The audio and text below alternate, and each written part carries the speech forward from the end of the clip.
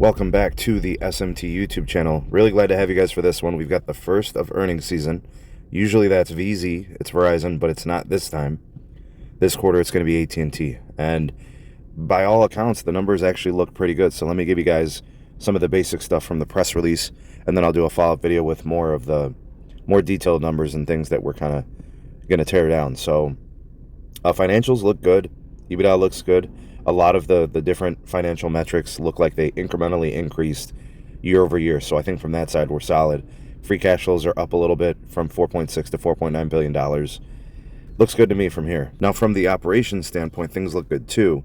Strong convergence strategy execution. 41% of AT&T fiber households also choose AT&T Mobility. If I remember correctly, I believe that metric was 40% the last time we checked. So that's on the upswing. 405,000 postpaid phone net adds, which shows that they still grow, even through all these years and quarters of growth. Their strategy in retail seems to be working, at least postpaid consumer. Now, this next metric is really interesting. Postpaid phone churn. This one is important to us because this is customer retention. The lower number, the better.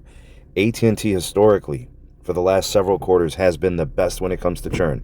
They came in at 0.92, which is elevated quarter over quarter. I think previously it was 0.87. So now slightly higher, but could be industry leading possibly because very typically AT&T has been. But this one's going to be interesting to see what T-Mobile comes at. They might be very close. They might be in line with AT&T, maybe around 0.93, 4, 5, which begs the question of where Verizon is there. But anyways, I don't want to speculate too much on that, but this is interesting. An elevated churn quarter compared to historically and in recent history, that could be something to watch out for. Next, we have the AT&T fiber ads, which look phenomenal. 288,000 AT&T fiber ads. That actually, I'm pretty sure that's higher quarter over quarter and probably year over year. That's a really solid number.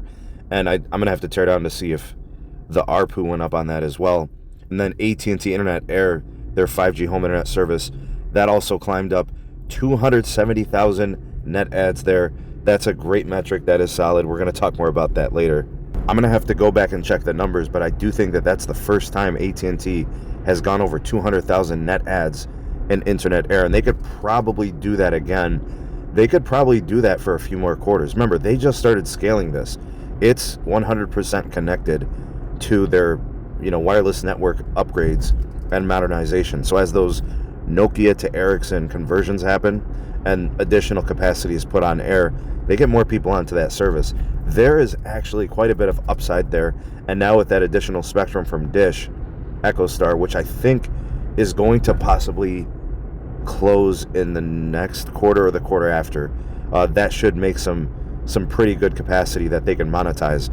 Doing a nice job with it there. That is some really good growth. Now that number of 270,000 net adds, that's like, that's, I don't know if that's as fast as a T-Mobile quarter. Like, we'll have to see what their numbers are, but that could be on line with what Verizon does. We'll have to wait and see. But Verizon has been growing really well there with 5G home. Now AT&T involved, and we did kind of predict that to happen. I did definitely state this in previous quarterly earnings. This number was going to come up eventually as they scaled the upgrades in the network. So that's a bulk majority of the preliminary numbers. I'm going to definitely do a teardown of a couple more things. There's a few more items that we want to know more detail on. I'm going to go ahead and do that.